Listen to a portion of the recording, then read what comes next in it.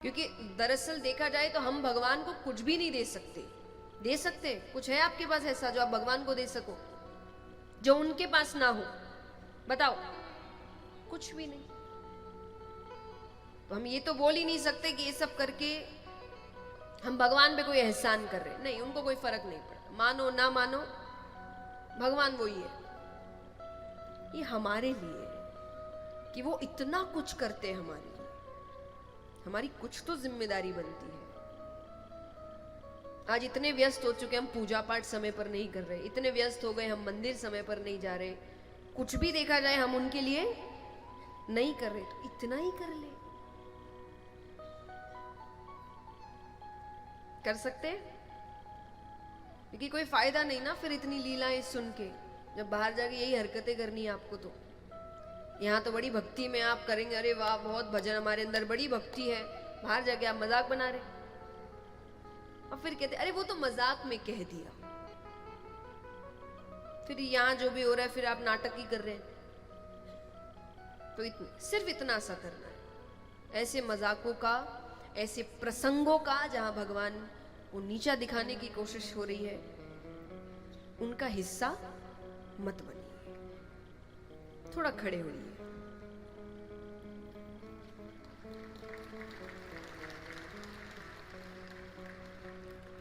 और भगवान को फिर भी पता था कि कितने समझेंगे नहीं समझेंगे पता नहीं। भगवान ने एक और लीला करी।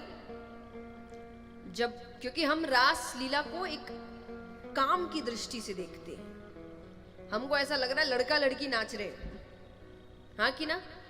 ऐसी नजर से इतनी लड़कियां, वो लड़कियां हैं, ये लड़का लड़की नाच रहे हैं क्या?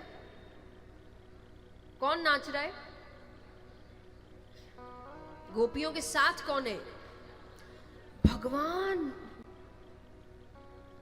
कल धमाल में किस किस ने नृत्य किया? हाथ उठाना। सबने नृत्य किया। अब मान लीजिए जब आप नृत्य कर रहे थे, अचानक बीच में भगवान आ जाते, कैसा लगता आपको? बताओ। पीछे हट जाते आप? पराया मर्द आ गया, हट जाते क्या? क्यों नहीं? हाँ, भगवान है, कौन नहीं चाहेगा उनके साथ नृत्य करना? तो आपका नृत्य करना भक्ति कैसे, और गोपियों का नृत्य करना काम कैसे? आप नृत्य करें भगवान के साथ तो भक्ति हो गया, और वो नृत्य कर रही है तो आप उसको गलत दृष्टि से देख रहे हैं कि अरे इतनी गोपियां। गोपियां कौन है? वो ऋषिगण हैं बड़े बड़े, जिन्होंने वर्षों तपस्या करी थी। तो भगवान ने उनको फल ये दिया था कि तुम्हारी तपस्या इतनी बड़ी है कि तुम्हें एक झलक मिलना वो फल नहीं होगा। तो उनको गोपियों का रूप दिया गया था कि मैं इस प्रकार से प्राप्त होऊंगा तुम्हें। तो आप और हम तो गोपियों की भक्ति के पैर की धूल नहीं, जितनी भक्ति उन्होंने करी। लेकिन हमारा नृत्य करना भगवान के लिए सही है, और वो नृत्य कर रही है तो हम उसको अलग ही दृष्टि से देख रहे हैं। और भगवान ने नृत्य ही क्यों चुना? रास में नृत्य ही क्यों चुना? जब आप बहुत खुश होते हैं ना, मतलब आपकी खुशी आपके शरीर से ही नहीं संभल रही, तब क्या करते हो? बताओ। नाचते, अधिकतर नाचेंगे जब बहुत, मतलब पागलों की तरह खुश है।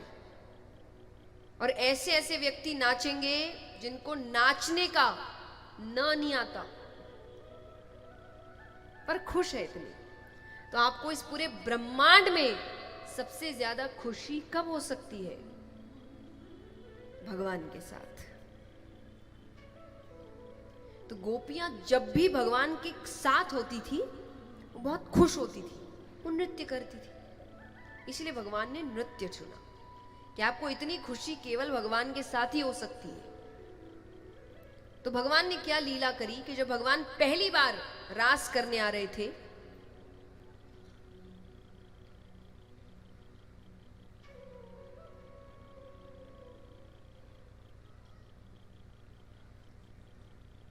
कि भगवान जब पहली बार रास करने आ रहे थे तो वहां पे कामदेव आते हैं। कौन आते हैं? आपको पता है ना कामदेव कौन है?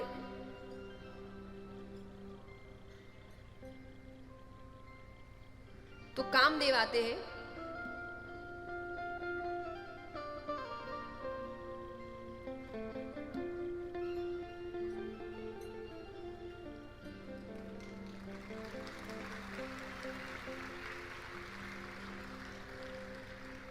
एक बार जोरदार तालियों के साथ सभी अपने स्थान पर खड़े होकर सम्मान करें।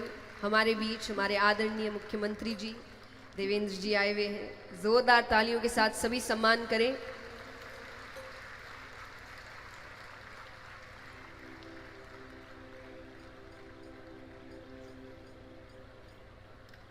आइए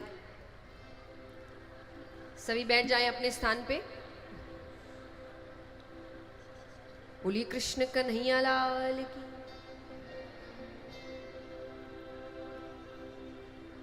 आइए सभी शांति से बैठ जाएं।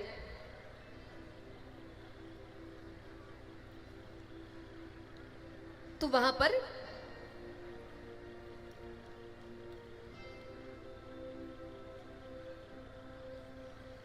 तो भगवान ने उनसे आने का कारण पूछा। तो वो कहे कि मुझे आपके साथ युद्ध करना है। युद्ध मतलब कामदेव के साथ लड़ाई कैसी होती है कि वो अपने बाण चलाएंगे, परिस्थितियां पैदा करेंगे। अगर भगवान काम में पड़ गए तो कामदेव जीत गए। तो भगवान ने कहा कि महादेव जी ने तुम्हें भस्म किया था, भूल गए क्या? बोले वो तो मेरी गलती थी, मैं ऐसे के पास गया जो हर वक्त समाधि में बैठते हैं। तो बोले कोशिश तो तुमने राम अवतार में भी करी थी। बोले तब आप मजबूर थे।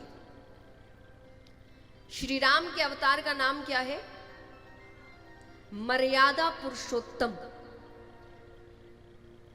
जब कई बार लोग कहते हैं कि श्री राम ऐसा कर सकते थे, श्री राम वैसा कर सकते थे, ये क्यों नहीं किया, वो अपनी मनमानी नहीं कर सकते थे।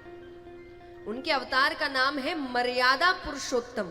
जो मर्यादाएं बनाई गई है, जो नियम बनाए गए हैं, उनको उनके अंदर रहकर ही काम करना पड़ेगा।